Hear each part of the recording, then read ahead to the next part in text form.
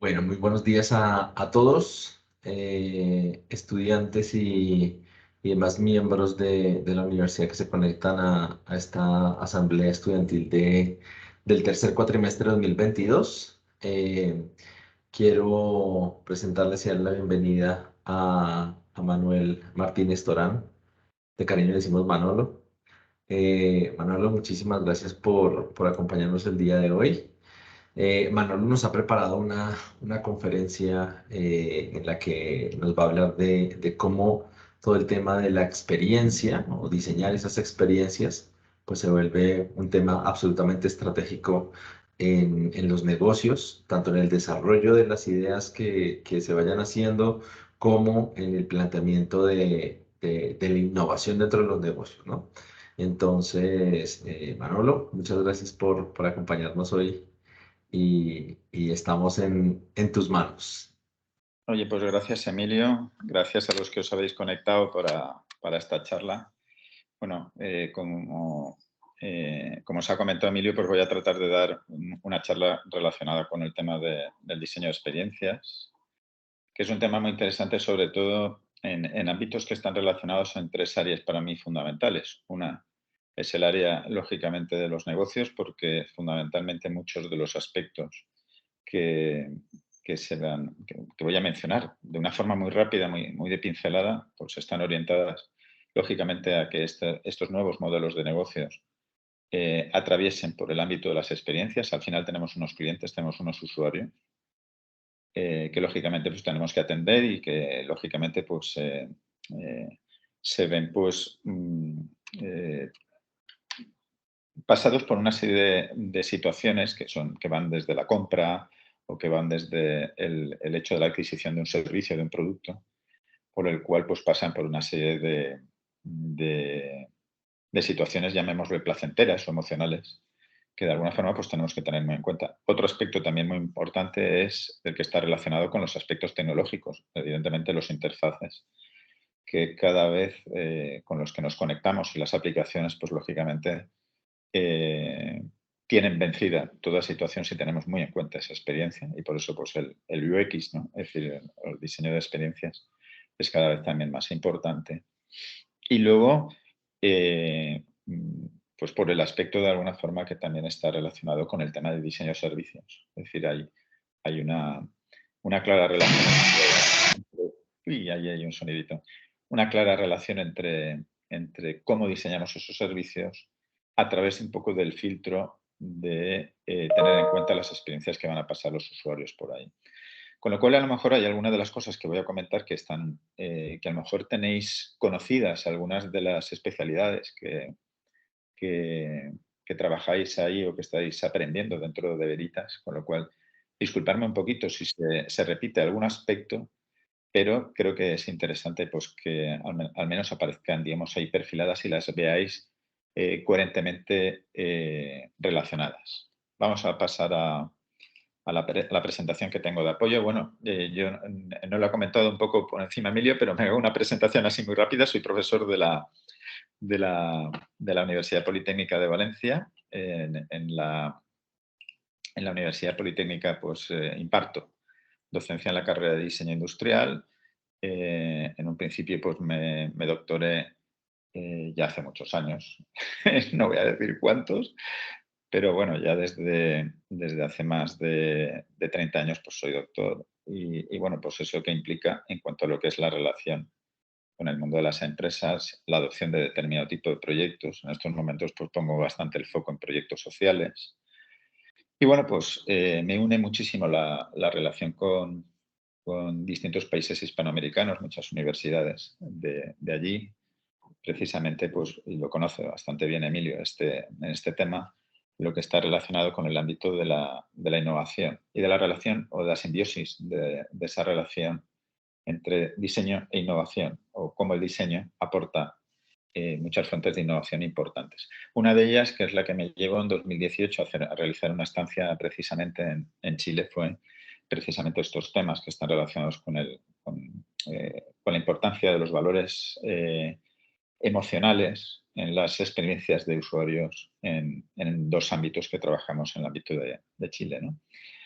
Y bueno, vamos a empezar sin más a hacer la presentación. No sé si sale. Sí, perfecto. Ahí estamos viendo tu pantalla. Vale, la vamos a ver así directamente, Emilio. ¿Está bien? Perfecto. Muy bien.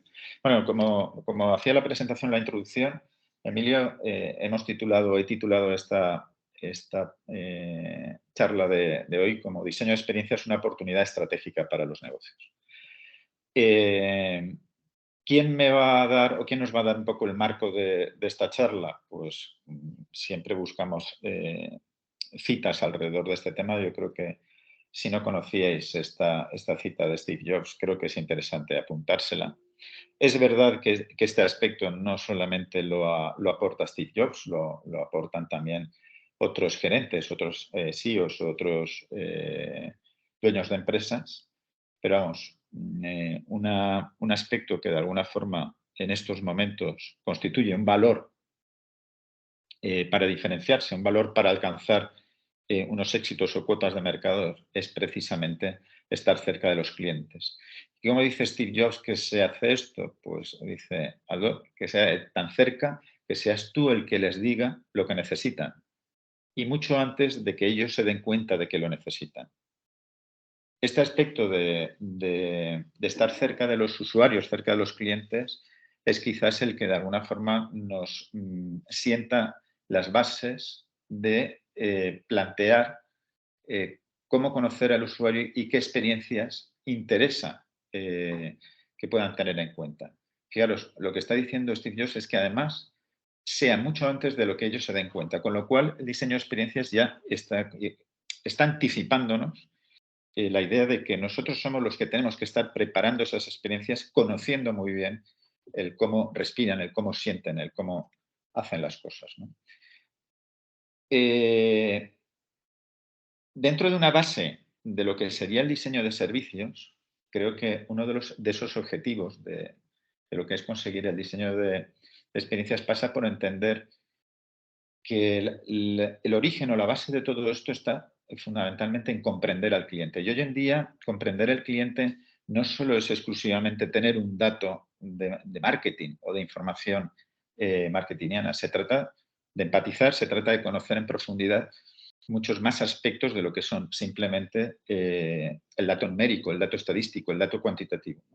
Comprender al cliente significa pensar y saber cuáles son sus necesidades y atender fundamentalmente sus demandas. Si realmente como diseñadores de experiencias, sea la especialidad que tengáis, estáis ayudando a las organizaciones, bien desde fuera o desde dentro, los resultados que siempre se van a esperar o se van a obtener van a ser muy tangibles. Para eso, el diseño de experiencias pasa por un desafío importantísimo, tener en cuenta las personas. Es decir, desde una perspectiva de diseño, nosotros diseñamos para personas y, y nuestro trabajo puede estar orientado no solamente al ámbito de lo que es simplemente la empresa. Es decir, sabemos que desde la empresa nuestros retos van a estar orientados hacia unos clientes, hacia unos consumidores que de alguna forma compran o adquieren estos productos, nuestros productos o nuestros servicios, pero también tenemos entornos, como son entornos asociativos, como son entornos como las ONGs, otro tipo, digamos, de entidades donde los retos están alrededor de lo que son los retos sociales. Y luego tenemos un ámbito también muy interesante que no tenemos que desdeñar, que son todos los que están relacionados con la gestión pública, orientados hacia las experiencias. Allí podemos situarnos mejor porque prácticamente todos somos, bueno, no, prácticamente todos somos ciudadanos. Ya estamos en lo que es esa orientación de cara de lo público hacia el ciudadano. Y es lógico que también las administraciones se preocupen, igual que las empresas, a tratar de satisfacer esa demanda. Estas cosas, digamos, parecen que no son nuevas, pero no son lo suficientemente tratadas o hasta el momento, y es quizás desde una visión de diseño desde la cual estamos empezando a mostrar a la sociedad, a mostrar, digamos, a las organizaciones muchas capacidades y muchos aprendizajes que son muy interesantes. Voy a hablar un poquito de ellos, ¿no? Básicamente, el modelo o el ejemplo que precisamente viene desde la administración pública es el modelo del British Design Council, Y discúlpenme si realmente coja un modelo como un modelo de la administración pública para explicar un poquito, introducirme en este ámbito, pero creo que es muy interesante para comprenderlo desde una perspectiva en la cual todos adoptamos esa posición o ese rol de ciudadanos, de personas que de alguna forma tienen una experiencia con la administración. El British Design Council consiguió a principios, digamos, de este siglo, hace ya más de 20 años, implementar el diseño dentro de las estructuras del servicio del sistema de salud sanitario de salud pública inglés. ¿Y esto cómo fue? Pues porque precisamente en ese momento Tony Blair, que gobernaba el país, vieron a través, digamos, de sus políticas que había unos resultados muy negativos de lo que estaba sucediendo en el sistema de salud. Todos sabemos que la educación, la sanidad, son, digamos, aspectos muy importantes para, en otros países también la seguridad, ¿no? Pero sobre todo el modelo educativo o el modelo sanitario son, digamos, dos de las grandísimas preocupaciones de nuestro sistema, ¿no? De nuestros países, de nuestras políticas. Entonces, digamos, había una crisis importante respecto al modelo de calidad y al modelo de atención que se estaba dando, de los resultados estadísticos y la información que se tenía era muy negativa, y entonces se plantearon mejorar, transformar, cambiar el modelo del diseño del sistema de salud. Se preguntaron, se hicieron la gran pregunta, ¿no? La gran pregunta del reto fue, ¿quién es el que nos puede ayudar a diseñar ese nuevo sistema de salud? Pues precisamente el, el British Design Council en ese momento también había puesto en marcha un modelo de análisis, un modelo orientado hacia la innovación que se llamaba el modelo del doble diamante, que me imagino que algunos de ustedes o de vosotros pues ya conoceréis.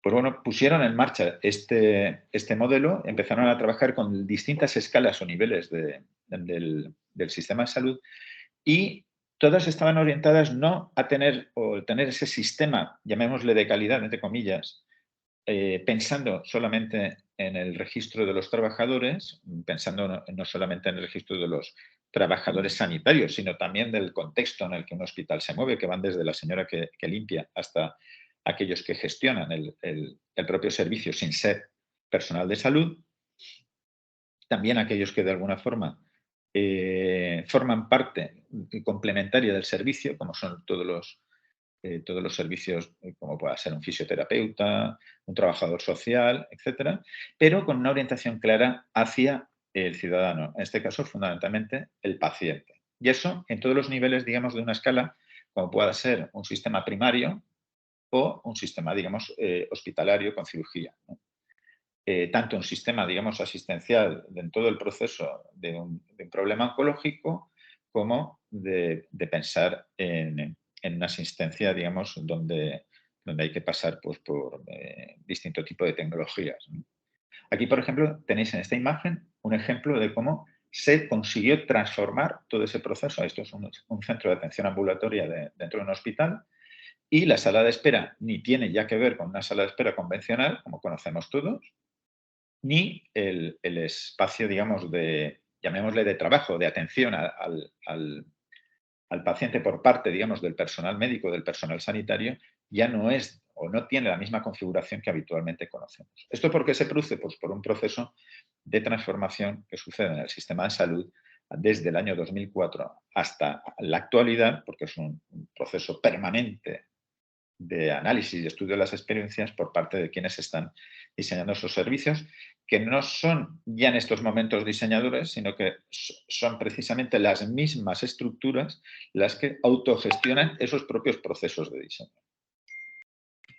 Todos conocemos, digamos, el modelo del sistema doble diamante del British Design Council. No voy a entrar muchísimo en este tema, pero sí quisiera que observáramos que todo el proceso de diseño de experiencias pasa precisamente por tener en cuenta un proceso que parte de un problema, ¿vale? Y intentar dar una solución al final. Un proceso iterativo, que como bien nos va a decir también el Design Thinking, a través, digamos, de las distintas, digamos, herramientas que proponen no solamente desde IDEO o la IDEO School de Stanford, sino también desde otras posiciones como puedan ser el Politécnico de Milán, Umberto Tassi, etcétera, el cómo a través de distintas herramientas podemos conseguir o modular esa búsqueda de respuesta orientada hacia las experiencias del usuario. Y, cómo no, todos aquellos planteamientos que desde perfiles como que sitúa como perfiles como Mark Stindorf hablan de lo que es el propio diseño de servicios y que de alguna forma pues, quedan también construidos a través de esa compilación que hace él con distintos autores en ese momento, ya desde el año 2010-2013, a partir de ese famoso manual que algunos de vosotros tendréis como libro de cabecera, ¿no? Voy a entrar, digamos, en cuáles son, digamos, las influencias del diseño en todo esto, porque ¿existe un marketing de experiencias? Sí, existe un marketing de experiencias y se trabaja bastante en los últimos años sobre este terreno.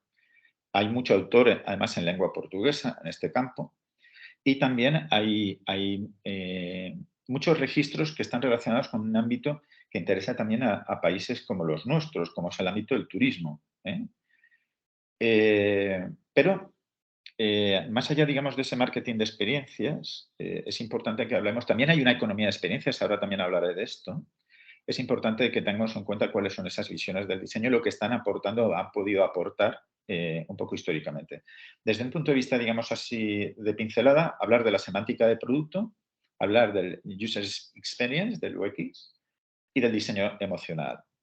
Entonces, básicamente, los diseñadores, desde un punto de vista tradicional, nos hemos formado desde una perspectiva de tener en cuenta una serie de variables que parten fundamentalmente de la escuela de Ulm, donde se nos habla de la importancia de lo perceptivo, de lo visual, de una serie de códigos, que acaban en tener en cuenta aspectos simbólicos, ¿no? Es decir, que todos sabemos que esas variables tan tradicionales sobre el concepto de función-forma, etcétera, etcétera. Bueno, pues el grupo de Krippendorf estuvo hablando ya en los años 70, 80, en la Universidad de Pensilvania, precisamente, de tener en cuenta estas variables o intensificar estas variables más que otro tipo de elementos. ¿Por qué? Pues porque en la medida que aparecen los años 60, en Estados Unidos en los años 50, empieza a aparecer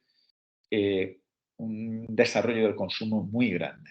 Esto hace que empiece a aparecer un nivel de competitividad más grande. Lógicamente aparecen más empresas, aparece el concepto de marca, aparece el diseño publicitario, precisamente para tratar de dar respuesta y de buscar aquellos elementos y aquellos mensajes y aquellas variables de comunicación que de alguna forma diferencian a una empresa y a otra y lógicamente también diferencian a un producto u otro en el mercado. Ya no hablemos de aspectos o especialidades como el diseño del packaging, ¿vale? Donde, digamos, la presencia en un lineal se hace tan determinante, ¿no? Todo esto se origina en estos tiempos y, lógicamente, la exploración alrededor de las cualidades simbólicas de la forma empiezan a ser aspectos como muy importantes, ¿no?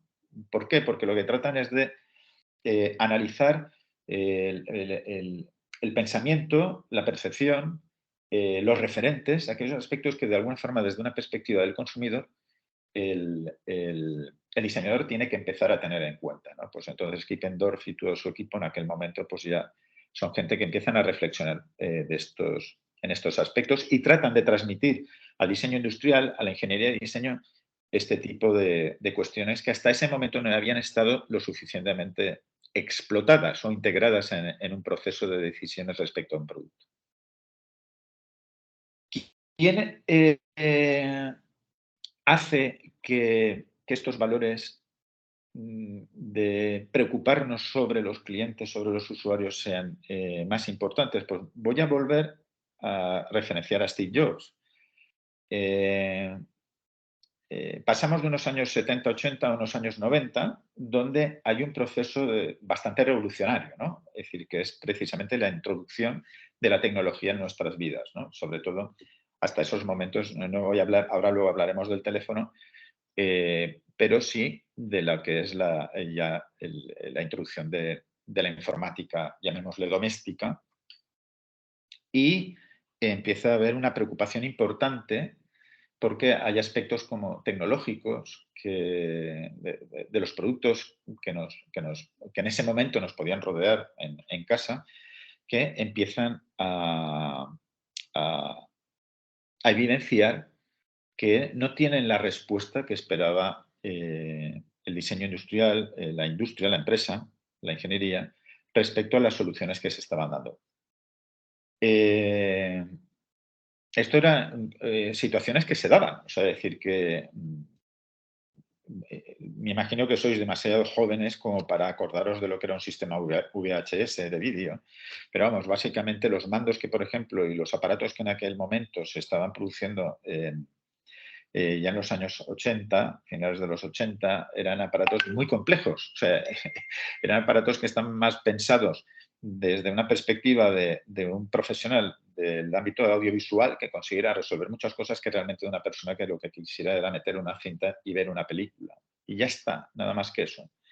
Pues bueno, todo ese tipo de procesos que generan una cierta crisis entre la respuesta que estaba dando el mercado a sus clientes, empieza a haber un interés por introducir áreas profesionales, personas que de alguna forma empezarán a analizar el cómo contribuir a un mejor desarrollo de un producto a través del diseño de la interfaz y de esa relación de la interfaz con el usuario.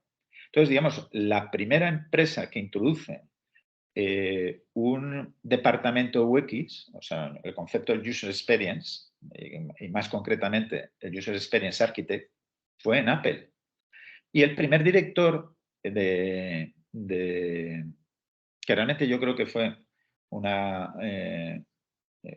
fue a partir realmente de una conversación entre dos personas, entre Steve Jobs y la persona que se ocupó de ese primer departamento, que fue Donald Norman. ¿Vale? Donald Norman es este ya personaje mayor que veis en la fotografía y es quien recurre precisamente a introducir o le propone a Steve Jobs, y Steve Jobs lo ve claramente la importancia de esto. ¿Esto qué es lo que sucede? Que lógicamente transforma la capacidad de cómo van a acabar siendo los productos y no solamente productos de hardware, sino también productos con su sentido de software, de lo que va a ser el futuro de Apple o de Macintosh en aquel momento. Y Norman lo que hace es empezar a introducir o a generar o a pensar en herramientas que de alguna forma empezarán a ayudar a su equipo de diseño a repensar y a estudiar y anticiparse a las respuestas que podría dar el usuario, ¿no? Entonces, digamos, todo el conjunto de herramientas que podéis estar viendo ahí detrás, que se utilizan mucho y me imagino que los estaréis utilizando todos los que queréis ser profesionales del UX, del diseño de experiencias, forman parte precisamente de ese incremento de necesidad de tener herramientas que permitan anticipar el cómo va a ser ese producto antes de ser desarrollado. Y esto supuso no solamente una mejora en la relación con los usuarios y de cómo esos usuarios practicaban o iban a utilizar esos productos e iban a verse beneficiados por los mismos, sino que también mejoraban el propio interfaz y mejoraban el propio software, ¿no? Y luego, pues lógicamente van sucediendo muchas cosas en estos últimos, o al menos al principios de siglo. En estos últimos 20 años, socialmente, pues hemos conocido desde películas como Del Revés, aunque creo que en Sudamérica se conoce como Intensamente, creo que era, Inside Out en inglés, esta película que produjo Pixar. Esta Sí, creo que película intensamente se llamó por aquí, por este lado. se llama por ese lado. Aquí en España se llamó Del Revés. Ya ves la traducción o el marketing de los títulos, ¿no? En esta película se nos muestran 5 emociones sobre las que se analizan muchas situaciones que se nos dan en la vida cotidiana. Por eso la idea del diseño emocional se convierte también en un elemento a tener en cuenta cuando estamos hablando de las experiencias. 5 emociones que eran la alegría, la tristeza, el miedo, la furia, la ira, ¿no? Era también otra, y el desagrado o el asco era la quinta. El diseño emocional era un aspecto muy importante y curiosamente uno de los libros que ha sido cabecera durante mucho tiempo alrededor y además que fue editado en español en la editorial Paidós, fue un libro precisamente de la persona que hemos mencionado antes, que es Donald Norman. O sea, Donald Norman luego al final pues se convierte, más allá ya de su salida de Apple, se convierte, digamos, en una persona que tiene un conocimiento importante de estos valores y trata de trasladarlo a todos los aspectos, ¿no? Entonces, él, digamos, como un conocedor del diseño, plantea esta idea y esta, llamémosle ciencia, alrededor de pensar en las emociones, en pensar, como se subtitula su libro sobre el diseño emocional, por qué nos gustan o no los objetos cotidianos, ¿no? Podríamos trasladarlo no solamente al concepto del objeto, podríamos hablarlo no solamente al producto físico, podríamos llevarlo al intangible o podríamos llevarlo al referente de las marcas o llevarlo también, ¿por qué no?, al tema de los servicios. En el caso ya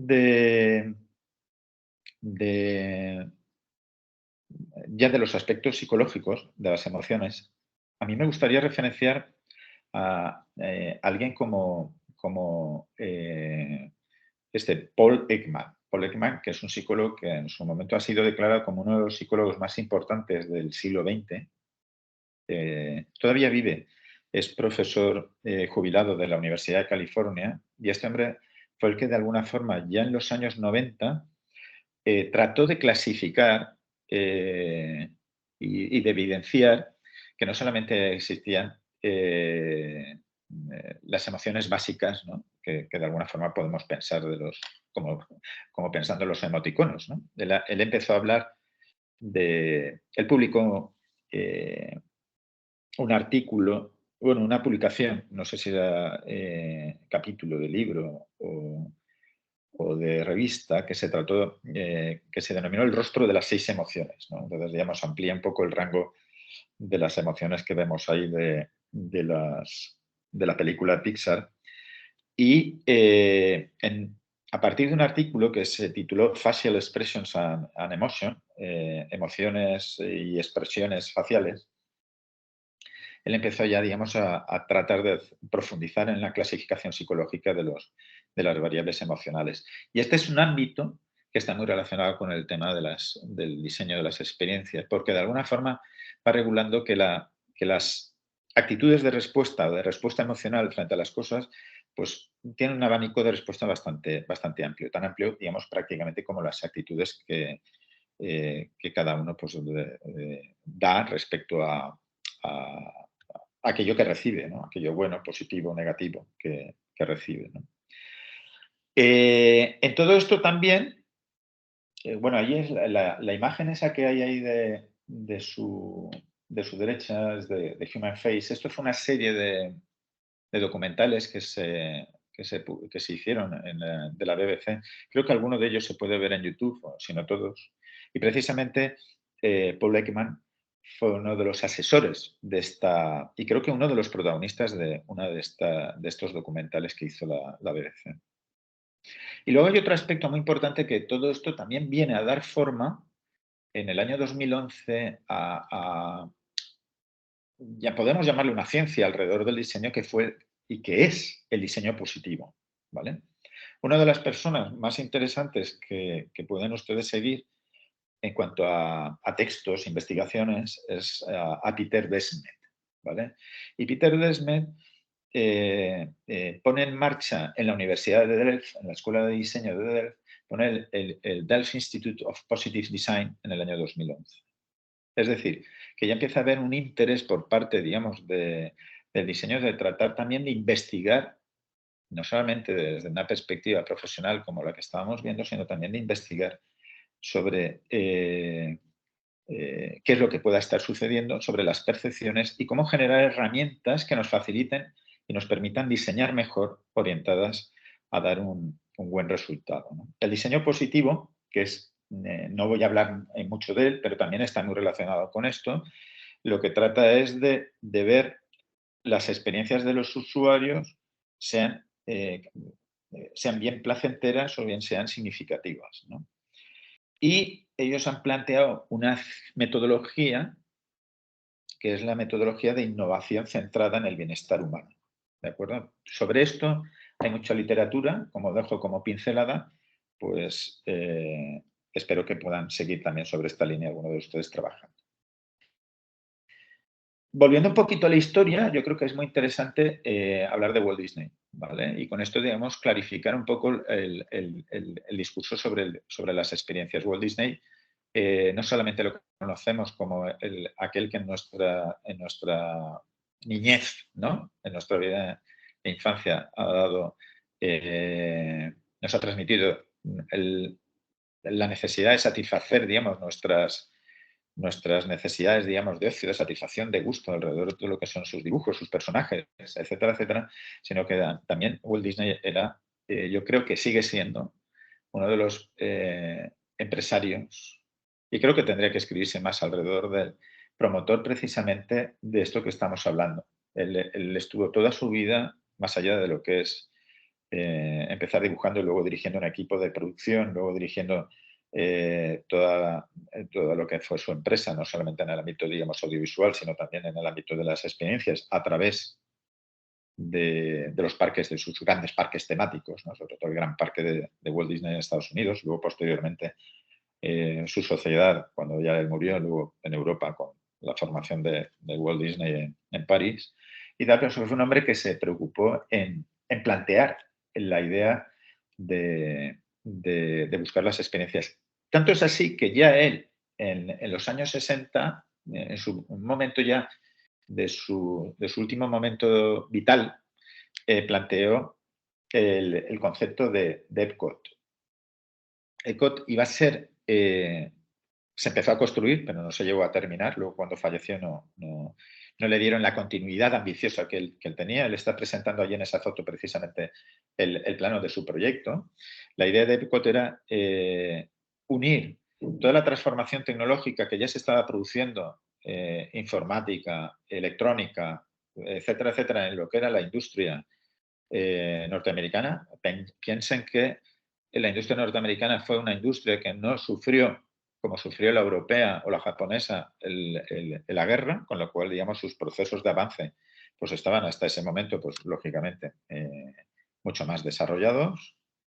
Y él planteó, hay tantos avances desde el punto de vista tecnológico que sería bueno que yo, que tengo experiencias de parque temático, yo soy un especialista de parques temáticos, ponga a estos grandes clientes de la industria norteamericana en un entorno para que experimenten y sepan qué tipo de respuesta va a haber por parte de esos nuevos desarrollos tecnológicos que en muchos casos se podían proponer como prototipos de lo que iba a ser el futuro, ¿no? Y a partir de este tipo de parques temáticos, las empresas tecnológicas pudieran tener respuesta lo más fiable posible para sacar adelante o ir adelante o mejorar o transformar los productos o servicios. De hecho, EPCOT es el acrónimo de Experimental Prototype Community of Tomorrow y fue presentada por Walt Disney en 1966. Otra persona muy interesante que nos va a hablar del tema de las experiencias es Alvin Toffler. Alvin Toffler escribió, y está editado en español ya hace muchos años, en los años 70, El shock del futuro. O sea, él lo que planteó era, hizo bastante predicción, yo imagino que sería una persona muy culta, con muchísimos datos, mucha información, predijo y ha predecido muchas cosas que han sucedido, ¿no? La más interesante es precisamente de la que está relacionada con el tema de las experiencias. Esto es un párrafo de la publicación. Lo voy a leer así rápidamente. Más allá de estos simples perfeccionamientos del presente, presenciaremos una revolucionaria expansión. Pensar que esto lo dice a finales de los 60, publicado en el año 70 en español. Una revolucionaria expansión de ciertas industrias cuyos únicos productos consistirán no en artículos manufacturados, sino en experiencias programadas de antemano. Y habla, la industria de la experiencia podría llegar a ser uno de los pilares del superindustrialismo, es decir, de lo que va a ser la etapa que nos va a superar hacia de lo que es los procesos, digamos, de gran industrialización, de gran desarrollo económico, y será la base misma de la economía del postservicio. Bueno, pues a lo mejor alguno en aquel momento se quedaría así como diciendo, este hombre se está yendo un poco la pirula, no sé qué es lo que está pensando cuando está hablando de la industria de la experiencia o de la economía del postservicio. Pues bien, hay dos economistas muy conocidos que son Joseph Pine y Gilmore, Pine y Gilmore, o Pine 2, que es hijo de, o sea, el segundo, y tal. Pine y Gilmore en el año 98, en una revista que es una gran revista que ahora porque todo es digital, ¿no? O prácticamente todo, pero entonces era una revista de encuadernación que tenían la mayoría de los directores generales y gerentes del mundo, que era la Harvard Business Review, y escribe un artículo que supone una verdadera revolución, que se llama Welcome to the Experience Economy, es decir, bienvenidos a la economía de las experiencias. Y en este artículo lo que vienen a decir Pine y Gilmore es que las cosas se están transformando de tal manera que ya evidencian económicamente que se está viviendo la economía de las experiencias, la economía que de alguna forma Alvin Toffler estaba prediciendo. Y ellos, bueno, he puesto aquí sobre este artículo que está, además se lo tienen en abierto, simplemente si, como esto va a estar grabado, si alguien lo quiere recordar y no lo ha apuntado, pues bueno, este artículo te lo puedes descargar en inglés. Y esto es simplemente una traducción pues para que vean más o menos de pincelada rápida el cómo hemos pasado en un siglo, en poco más de un siglo, hemos pasado de una economía básica agrícola a una economía de las experiencias. Y es una economía del postservicio. Es decir, que es una economía que ya está superando, precisamente, porque es la que estamos viviendo, estamos superando la propia economía de los servicios. En el artículo, que aparte de hacer un poco, digamos, ese bagaje evolutivo histórico, también habla un poquito de cuáles son los dominios de la experiencia. Pone, por ejemplo, el ejemplo del turismo. Aquí yo me he ido a fotografías mías, no a fotografías, digamos, del artículo, pero plantean, digamos, pues, por ejemplo, en el ámbito del turismo, el ejemplo de un turismo de entretenimiento, un turismo educativo, un turismo basado en la estética, los aspectos estéticos, y un turismo escapista, ¿no? ¿Y en cómo está basada, digamos, ese dominio de la experiencia? Pues en dos variables importantes. El nivel de inmersión que se produce por parte del usuario y el nivel de participación activa o pasiva que también va a desarrollar. Y yendo, digamos, a experiencias, por poner casos en este último tramo, ya digamos un poco de la presentación, aunque es, digamos, mitad del tramo hasta donde lleguemos, pues claro, nos encontramos pues un Steve Jobs que realmente es el que hace que su trabajo pues, sea el que evidencie más precisamente esa transformación en cuanto a las experiencias. ¿Y cómo lo hace? Pues lo hace en el año 2007 cuando presenta por primera vez un aparato que va realmente a cambiar el mundo, ¿no? Un aparato en el que él mismo dice en su discurso de presentación que dice, hoy vamos a hacer algo de historia. Pues sí, hizo algo de historia, mezcló en un mismo objeto unas variables experimentales basadas en una tecnología que ya tenían controlada, unas series de tecnologías controladas, como era que un iPod con control táctil pudiéramos meter música y aplicaciones a través del dominio de los dedos, un teléfono, digamos, revolucionario, que fuera más allá de unos códigos simplemente digitales, sino que empezara a introducir algo que luego vino a denominarse o ya se empezó a denominar como apps o aplicaciones, y que ese dispositivo, lógicamente, nos permitiera ser lo más autónomo posible y que estuviera conectado a Internet. Es decir, ¿antes existían teléfonos? Sí, existían teléfonos. ¿Existían dispositivos conectados a Internet? Pues dependías de, como mucho, un portátil, ¿no? Pero él consigue en un pequeño aparato que puedes meter en el bolsillo, que es el primer smartphone, el iPhone OS 1.0 o OS 1.0, el tener la primera nueva experiencia, o tener una de las experiencias más nuevas que ha tenido esta sociedad, o esta era en los últimos años, ¿no? Y aquí ya, pues, ya es una cuestión de imaginar. A partir de ahí empiezan los canales de muchos innovadores y aquí introducimos el concepto de cómo el emprendimiento aprovecha y y amplía su capacidad de encontrarse, digamos, con el mercado gracias precisamente a este aparato. O sea, el smartphone, como dijo en su momento Mark Kohler, que es un inversor importantísimo de riesgos, un tío que ha estado en sociedades como LinkedIn o como Facebook, etcétera. Él vino a decir que el smartphone es un mando a distancia de la vida real. ¿Y quiénes, por ejemplo, empezaron a hacer eso de una forma muy potente? Pues dos jóvenes, como fueron Kalanick y Kahn, con el fenómeno de Uber. Es decir, el concepto de la experiencia es quiero apretar un botón y que me lleven a un sitio. Eso, pues prácticamente, prácticamente nadie lo había conseguido. Era como una especie de ansiedad o de necesidad que la gente quería tener, y ellos llegaron a hacer una aplicación que no es que te llevara de un sitio a otro en el espacio, en plan Star Trek, sino que te permitía avisar a un vehículo y tú tenerlo geolocalizado de tal forma que te consiguiera llevar en San Francisco de un sitio a otro. Claro, esto se consiguió en 2010. O sea, imagínense ustedes lo que ha podido crecer Uber o otro tipo de aplicaciones y otro tipo de empresas así. Otro Manolo, ámbito que... perdóname, y vamos en 45 minutos, por si acaso, para que sepas cuánto tiempo nos queda más o menos. Vale, pues nada, voy a ir cerrando.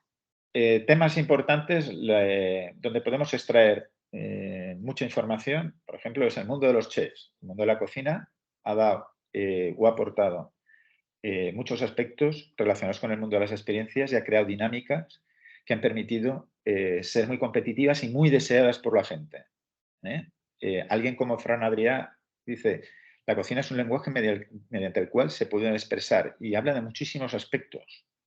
Son aspectos emocionales: armonía, creatividad, felicidad, belleza, poesía, complejidad. A mí hay uno que me gusta mucho, es la magia, ¿no? Es decir, crear magia, humor, provocación, cultura. Todos estos aspectos, fíjense, no son cuestiones que salen ahí, es decir, como es el conocidísimo efecto wow, sino que estos efectos, por ejemplo, ya estaban tratados o estudiados por personas como Noriaki Kano, que era uno, digamos, de los expertos en calidad, que ayudó con sus procesos a mejorar el trabajo y la industrialización del sistema económico japonés. Y el método Kano, precisamente, describe lo que es el propio efecto wow. No voy a entrar, digamos, un poco en él, pero porque no da más tiempo, pero simplemente pinceladas.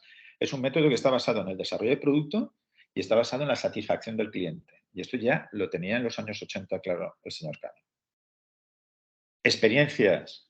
Esto es, digamos, lo que de alguna forma hace que modifique un sistema de irte a tomar un café, un sándwich, de un sitio tradicional en tu barrio, cerca de tu casa, a lo que es, claro, Planet Hollywood, como otro tipo de modelos, pues lo que han creado, digamos, son grandes escenarios de experiencias.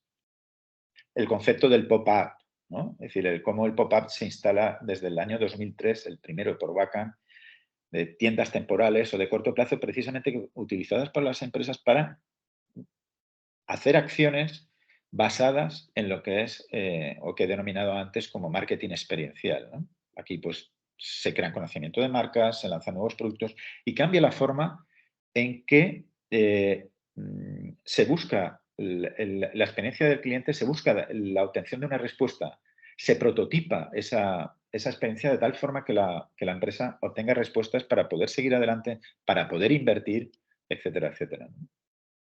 El tema sensorial, qué mejor que el Circo del Sol, que todos conocemos bastante. Uno de los aspectos experienciales que ellos desarrollan están relacionados con la fantasía, los sentimientos, con la diversión, y consiguen por primera vez hacer esa mezcla entre aspectos que vienen del ámbito de la dramatización teatral, del ámbito, digamos, de los grandes efectos tecnológicos y también de lo que ellos dominaban más, que era esa experiencia circense, ¿no? Lo mezclan y consiguen un producto enorme, ¿no?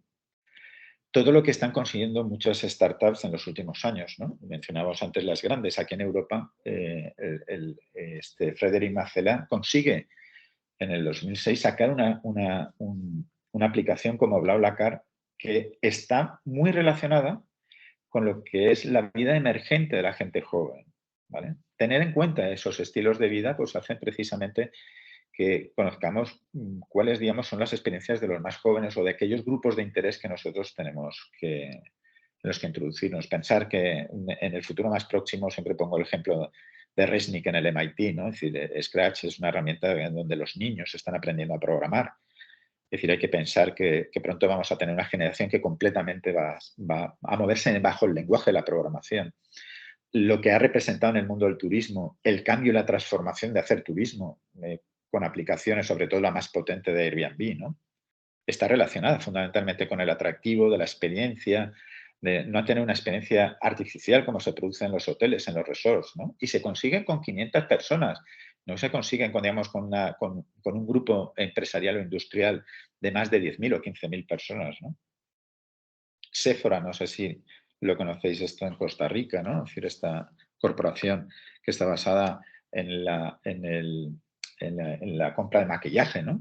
Es decir, pues bueno, al final buscan la utilización, digamos, de elementos tecnológicos muy asociados a personas adolescentes, no tanto a lo mejor a públicos que ya evidentemente tienen muy, muy, muy cautivos, precisamente pues para que en el ámbito, digamos, de la tecnología puedan incorporar ese sentimiento de superar problemas de autoestima, de sentirse guapas, etcétera, etcétera, a través de una herramienta o de una interfaz tecnológico que está más cerca que de otra manera. Y no solamente de la experiencia del propio interfaz, sino de la importancia que tiene para la empresa la recuperación de datos y la obtención de información, que luego se convierte en información cuantitativa con la cual puedas tomar tus decisiones. Y el caso de IKEA, ¿no? Es decir, en muchos espacios de IKEA se realizan constantemente experiencias para ver un poco cuál va a ser el futuro de la empresa y se generan experiencias disruptivas como meter a una familia en una cama. ¿Y qué le regalas por esa experiencia? Pues le regalas un desayuno. Y entonces allí se establece una relación entre el cliente y los vendedores que lo que hace es intensificar el nivel de información y producir más feedback para luego producir servicios o productos nuevos. Esto lo hace constantemente IKEA. O ante mercados muy, muy, muy competitivos, como pueda ser, por ejemplo, el mundo de low cost, de los viajes low cost o de las aerolíneas low cost, de como de alguna forma buscan las empresas tratar de diferenciarse. Ahí tenéis a todo un CEO ya de más de 60 años dando una respuesta en un artículo de su revista, de Southwest, de la importancia que tiene la experiencia de los consumidores para ellos. Y realizan determinadas acciones o iniciativas de experiencias con los clientes constantemente, ¿no? Esto de alguna forma está sucediendo y creo que es importante que, y para ir terminando, digamos que es importante aprender de los grandes y lo podemos ver con muchísimas experiencias de venta, de desarrollo de plataformas, de cómo actúan, sobre todo en el pre y en el post, el cómo generan comunidad y cómo y cómo obtienen respuestas por parte de la gente en las comunidades, etcétera, ¿no? Y luego también el saber que hay un futuro muy relacionado con los modelos de negocio futuros en los que, por ejemplo, entre ellos pues aparece la experiencia mágica del usuario, ¿no? Vuelve a aparecer el concepto de la magia y vuelve a aparecer la idea de las experiencias. Esto está recogido en un esquema de Tim O'Reilly en uno de sus últimos libros, que se titula What's the Fuck? ¿Qué futuro nos espera? Que también recomiendo su lectura. Y finalmente, pues para terminar, hablar que en el propio diseño de servicios se ha hecho muy evidente y hay ya la primera definición que acerca el diseño de servicios al enfoque de las experiencias es la de Acipur en el año 2005 y habla precisamente de que el diseño de servicios es un enfoque muy centrado en el usuario con el objetivo de brindarle a ese usuario una experiencia única y memorable, ¿eh? Además, lógicamente, el diseño de servicios también lo que tiene que hacer es optimizar los procesos comerciales y ser muy eficaz para las organizaciones. Pero pensar que el mundo de las experiencias está muy orientado hacia las experiencias únicas que deseamos que tengan los usuarios. Nada, esta ha sido, digamos, un poco la charla. No sé si tenéis seguramente alguna pregunta. Disculpadme que me haya alargado un poquito, pero es difícil a veces introducir un concepto tan amplio y tan interesante como este, ¿no? Voy a tratar de ocultar la experiencia y no sé, Emilio, No, no te Sí. preocupes por el tiempo, Manolo. Creo que esta conferencia con este contenido tan interesante vale la pena lo que tengas que tardar. Chicos, no sé si alguien tiene alguna pregunta para hacerle a Manolo. Yo, profe. Adelante. Bueno, Manuel, muchas gracias por compartir con nosotros toda esta de amplia experiencia, valga la redundancia, ¿verdad? Y yo quisiera saber si en tu carrera has tenido, digamos, alguna labor que esté relacionada en el ámbito editorial, pero desde el punto de vista de mercadeo, si has tenido que ejecutar algún proyecto de un ambiente editorial y más que todo en esa temática, ¿verdad? La experiencia de usuario. Gracias. Bueno, matizar, Luis, cuando te refieres al mundo editorial, te refieres al mundo del libro, de las publicaciones. Sí, al mundo del libro, básicamente. Vale, bueno, realmente mi experiencia con el mundo, digamos, editorial más reciente precisamente está relacionado con alguna de las publicaciones en las que tratamos de incentivar desde la universidad con editoriales, ¿no? Entonces, en estos momentos, uno de los elementos que siempre está llevando últimamente a las editoriales, digamos, más científicas, un poco de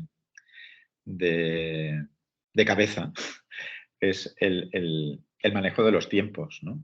Entonces, el manejo de los tiempos muchas veces pasa por intentar cada vez más pues, introducir protocolos en base, digamos, a la experiencia de carácter científico, que esos protocolos muchas veces pasan por tener, que tampoco te voy a contar nada nuevo, es decir, que pasan muchas veces por la experiencia de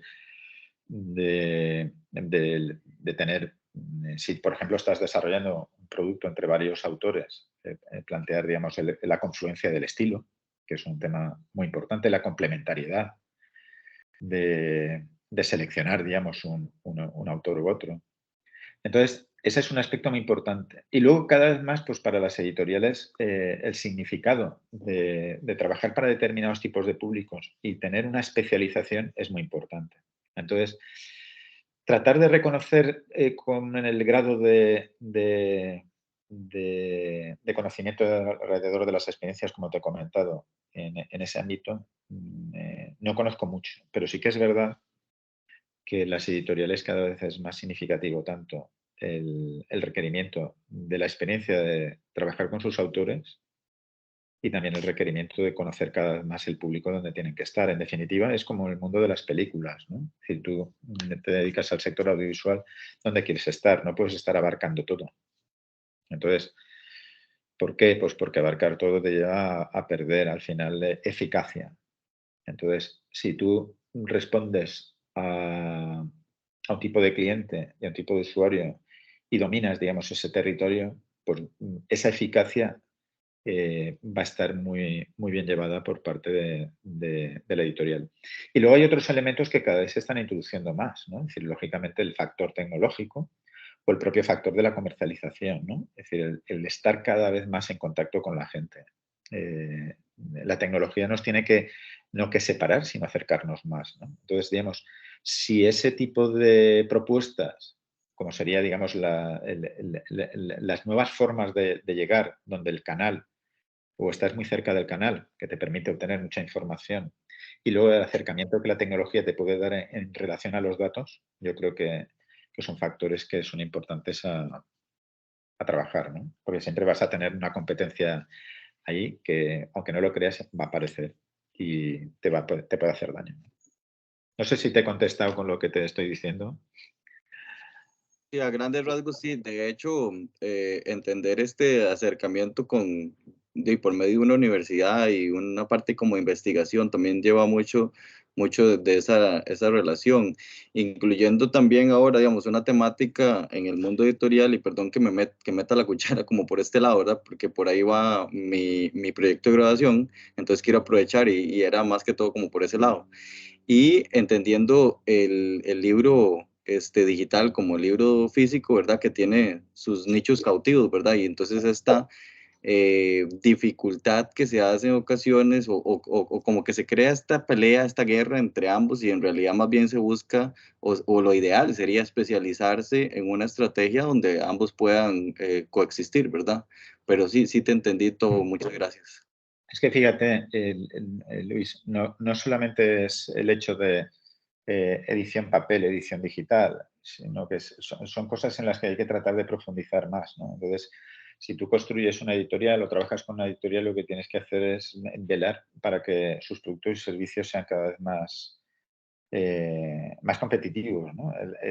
Buscar, digamos, en la diferenciación elementos, variables, valores que otros no puedan aportar y que él a lo mejor con la construcción de su historia o no, porque a lo mejor puede ser un modelo de emprendimiento nuevo, pueden poner, digamos, en marcha, ¿no? Entonces, eso son cuestiones que sí, creo que son importantes que hay que valorarlas hoy en día. Pero más allá de lo que es, creo que ya el discurso de ¿lo hacemos electrónico? ¿No lo hacemos electrónico? Yo creo que eso está como ya más pasado de vuelta, ¿no? Ok. ¿Alguien más, chicos? Yo quería hacer una consulta. Hola. Hola, primero agradecerle su tiempo. Mi consulta va porque hace unos días generamos una conversación en una clase de cuánto debíamos cobrar recién graduados, si cobrar barato y hacer mercado o si hacer valer el conocimiento que hemos ido formando a lo largo de la carrera. Usted nos mencionaba en la charla la experiencia como estrategia para llegar al usuario, pero aparte de lo ya todo lo que nos ha regalado y mencionado, ¿cómo podríamos o qué consejo nos daría para generar esa experiencia para llegar a nuestro primer cliente? O sea, cómo ofrecer nuestros servicios sin morir en el intento, ¿verdad? Y pasar de la teoría a la práctica, sin caer como en ese miedo que da enfrentarse al mercado como personas que vamos iniciando. Bueno, el miedo es normal, María José? O sea, y el miedo hay que tratar de romperlo. O sea, decir que hay que pasar, digamos, por esas situaciones si queremos llegar a tener éxito como emprendedores, como profesionales, etcétera, ¿no? Pero bueno, yo confío que aquí hay un verdadero equipazo de oyentes que se van a desenvolver muy bien pronto en el mundo de los negocios. Entonces, por lo que me dices, mira, mi experiencia personal, que va más allá del conocimiento que os acabo de transmitir, pasa fundamentalmente porque no solamente os dediquéis a hacer lo que os dice el cliente, sino que le aportéis algo más. O sea, es decir, hay que darle algo más. Y ese algo más se trata de que no solamente elabores pues, un producto o le diseñes un servicio o analices cuál puede ser mejor esa experiencia que se va a convertir en un servicio o en un producto. O esa interfaz que se va a transformar en una tecnología que va a ser más o menos útil. Yo creo que, por mi experiencia, se basa en que el profesional que tenéis que construir es el de un aliado, el de un partner, el de un socio para vuestros clientes. O sea, no solamente os convirtáis en un profesional que da un servicio y ya está. O sea, dice, hola, te lo hago, ¿te parece bien? Estupendo, lo desarrollamos, adiós. Sino que se convierta en una relación como más de futuro. Si no piensas, digamos, desde esa visión de futuro, desde esa visión, llamémosle consultora o como queréis definirla, desde esa visión de socio en el proceso, pues va a ser difícil crecer y va a ser difícil que como profesionales se os tenga en la suficiente consideración como para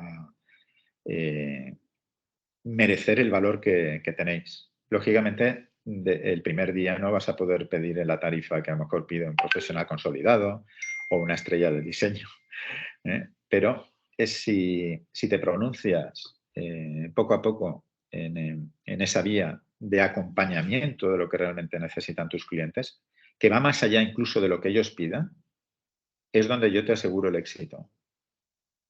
No sé si te contesta, María José. Bueno, sí, me aporta bastante. Gracias. Y ya lo cobrar, eso ya depende del tiempo, ¿no? Es decir, que lógicamente pues Claro. cada vez se te irá considerando, irás teniendo más currículum, más portfolio y podrás ir compitiendo más y te vas a sentir muy querida por parte de tus clientes y seguro que cada vez más podrás pedir un mejor precio, ¿no? Siempre lo adecuado, sin pasarse. Bueno, Manuel, y tengo la última pregunta de uno de nuestros profesores, del profesor Pedro Alvarado. Él dice, ¿cómo recomienda facilitar la transformación de una organización que aún no está enfocada en la experiencia de la persona usuaria? Sí, esto es un tema un poquito complejo porque realmente no puedes centrarles directamente, o sea, es decir, es como cuando se introduce el factor diseño dentro de la empresa. La empresa que de alguna forma no ha tenido una experiencia de diseño, pues lógicamente no es conveniente que digamos que entres en trompa, ¿no? Es decir, no sé si esto lo entendéis como lenguaje, es decir, no hay que entrar, digamos, de buenas a primeras, sobre todo porque lo más importante que creo que hay que considerar es el mercado donde se mueve y el mercado en el que puede estar. Entonces, introducirse de buenas a primeras ya con un desembarco alrededor del tema de las experiencias, yo creo que no es productivo, pero igual que con otros aspectos, ¿no? Yo creo que al final es cierto que todas las ideas, bien sea una empresa tecnológica o bien sea una empresa, digamos, de servicios o de comercialización o de producto, pues yo creo que son unas cuestiones que son unos pilares que cada vez tienes que ir, o se tendrían que ir incorporando en la medida que va creciendo esa buena relación entre el diseño y la empresa. Entonces, si estás diseñando, digamos, servicios o estás introduciendo el concepto de los servicios, cada vez introduce más dentro del mundo de los servicios la variable de las experiencias. En el mundo del diseño de servicios es fácil, porque si estás introduciéndote con herramientas, como pueda ser un mapa de experiencias, como pueda ser con Journal Maps, estás introduciendo el factor emocional de respuesta por parte de los usuarios a la hora de prototipar un servicio. Entonces, digamos, ahí es bueno que lo que vayas haciendo sea incrementar el conocimiento sobre las reacciones que pueda tener el usuario, que son muchísimo más amplias que esto que estaba diciendo un poco en la exposición, del emoji, de la sonrisita, la tristeza o la lágrima, ¿no? Sino que haya una introducción de los factores que se pueden desencadenar en la relación con el usuario. Con el tema del UX igual, o sea, si cuando vayamos a desarrollar una tecnología de cualquier tipo de interfaz o una aplicación, bien sea para el móvil o para la tablet, etcétera, o una página web, pues es importante también anticiparse y tratar de predecir cuáles pueden ser los tipos de respuesta que se puedan dar.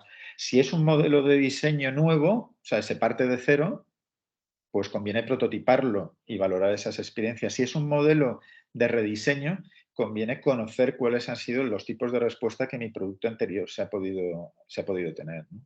Entonces, sé que es una respuesta muy fácil, de decir, bueno, va a depender un poco de la situación, pero yo creo que lo importante es que vayamos dándole más valor precisamente a la importancia de las experiencias en aquellos aspectos que las herramientas que nos ayudan a diseñar mejor esos productos o servicios nos permiten, ¿no? Yo ahora, por ejemplo, cuando introduzco el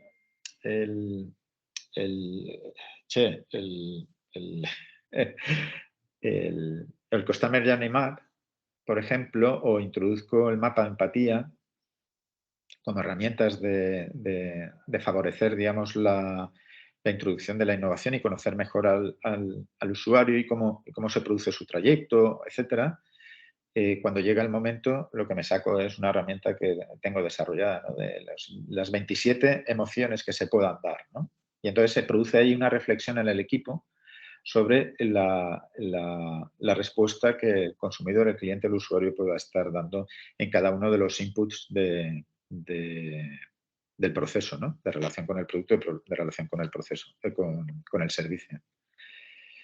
No sé si te he contestado suficientemente. Es poco tiempo para contestar en un tema que tiene su complejidad. Tiene mucha tela que cortar ese Cierto, cierto. ese comentario. Sí, dice que excelente, que gracias.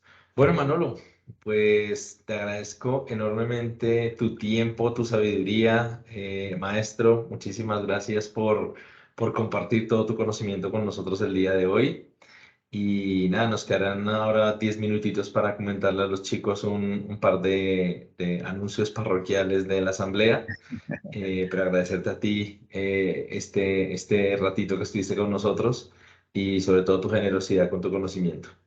Pues nada, muchas gracias a vosotros, gracias Emilio, gracias a los que habéis preguntado y a los que no, ¿vale? Porque bueno, hay veces que las charlas se pueden convertir en algo demasiado pesado, pero bueno, hemos intentado que un ámbito tan interesante como las experiencias pues haya creado un poquito de inquietud y bueno, aquí lo importante es, como estábamos hablando en la última pregunta, tratar de ponerlas en práctica y bueno, y que nos podáis contar las experiencias con el tiempo, que sean experiencias positivas. Pues gracias a todos. Buenísimo. Me Muchas despido. Muchas gracias, Hasta Manolo. luego. Chao, Buenas Emilio. noches allí Hablar en de más. España. Hasta luego.